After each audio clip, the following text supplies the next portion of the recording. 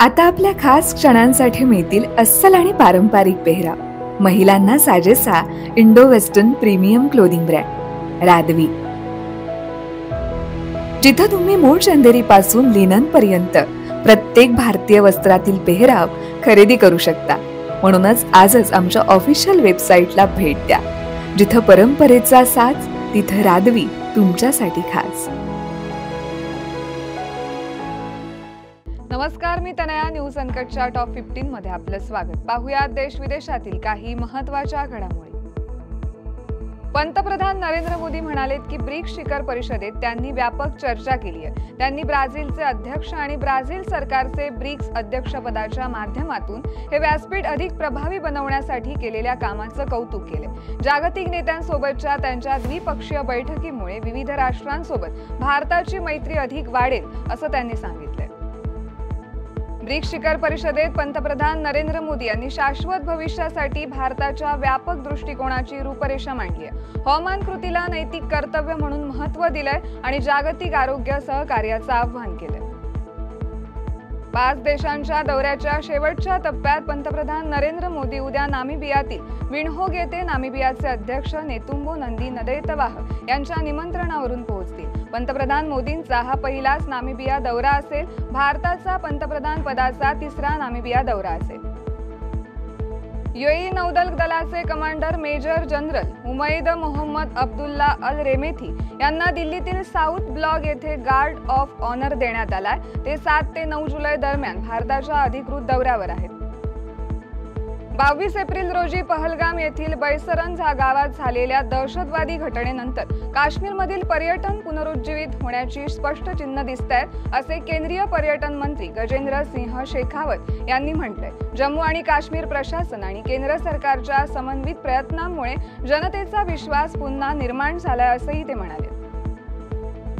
रस्ते वाहतूक आणि महामार्ग मंत्री नितीन गडकरी यांनी आज सांगितले की देशातील 40% प्रदूषण थेट वाहतूक क्षेत्रामुळे होते. त्यामुळे परिवहन विभागाची पर्यावरण आणि पर्यावरणप्रती मोठी जबाबदारी आहे.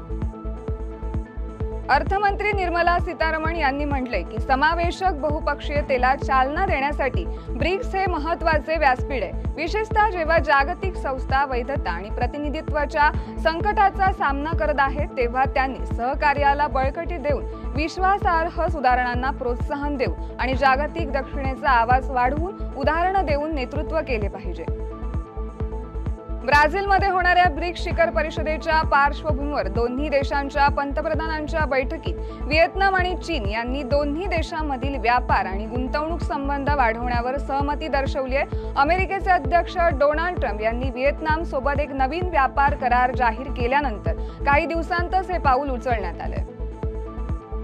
अमेरिकेत मध्य टेक्सासमध्ये आलेल्या विनाशकारी पुरात मृतांचा आकडा 100च्या वर गेलाय. शोधाच्या 4थ्या दिवशी अधिक वाचलेले लोक सापडण्याची शक्यता कमी झाली आहे. मृतांपैकी बहुतेक केर काउंटीमध्ये होते, जिथे मिस्टिक कॅम्पमध्ये 28 मुलांचा मृत्यू झालाय.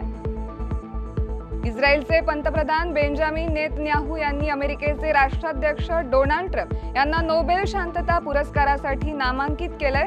शांतता निर्माण करण्यात त्यांची भूमिका असल्याचं त्यांनी सांगितलंय.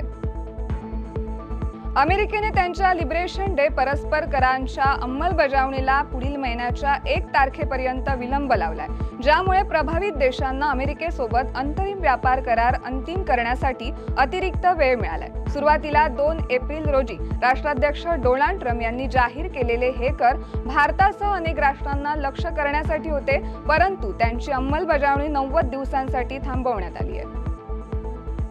पंतप्रधानांचे सल्लागार तरुण कपूर यांनी जम्मू आणि काश्मीरच्या विकास प्रक्रियेचा व्यापक आढावा घेतला, ज्यामध्ये विविध क्षेत्रांचा समावेश होता. श्रीनगर येथे आयोजित केलेल्या उच्चस्तरीय बैठकीत तरुण कपूर यांना विविध प्रमुख विकास प्रकल्पांचे महत्त्व, सद्यस्थिती आणि पूर्ण होण्याच्या अंदाजाची वेळ माहिती देण्यात आली आहे. केंद्रीय मंत्री अश्विनी वैष्णव यांनी त्यांच्या राज्य दौऱ्यादरम्यान बिहारसाठी अनेक महत्त्वाच्या उपक्रमांची घोषणा केली आहे, ज्यामुळे प्रवाशांसाठी सुविधा, रेल्वे कनेक्टिव्हिटी आणि पायाभूत सुविधांच्या वाढीला चालना मिळेल. त्यांनी बिहारमध्ये 4 नवीन अमृत भारत गाड्या सोडणार असल्याची घोषणा केली आहे. ते म्हणाले की अनेक वंदे भारत आणि एका नमो भारत एक्सप्रेस गाड्यांनंतर पंतप्रधान नरेंद्र मोदी यांनी बिहारच्या लोकांना दिलेली ही एक अतिरिक्त भेट असेल. यावर्षी मार्चमध्ये सुरू झालेल्या एका विस्तृत भरती प्रक्रियेनंतर भारतीय मीडिया मोगल संजोग गुप्ता यांची जय शहा यांच्या नेतृत्वाखालील आंतरराष्ट्रीय क्रिकेट परिषदेचे नवे मुख्य कार्यकारी अधिकारी म्हणून नियुक्ती करण्यात आली आहे। उत्तर प्रदेशच्या मुलींनी भारत देशाचा झेंडा आंतरराष्ट्रीय क्रीडा विश्वात फडकावलाय। लखनौ येथील डॉक्टर शकुंतला मिश्रा राष्ट्रीय पुनर्वसन विद्यापीठाच्या विद्यार्थिनी असलेल्या स्वाती आणि कनक सिंग यांनी युगांडा पॅरा बॅडमिंटन आंतरराष्ट्रीय स्पर्धा 2025 मध्ये सुवर्ण, रौप्य आणि कांस्य पदकांना गवसणी घातली आहे आणि या कामगिरीने त्यांनी राज्य आणि देशाचा अभिमान वाढवलाय। आणि या बातमीसह वेळ झाली आहे टॉप 15 मध्ये। इथेच थांबायची, तोपर्यंत पाहत राहा न्यूज अनकट।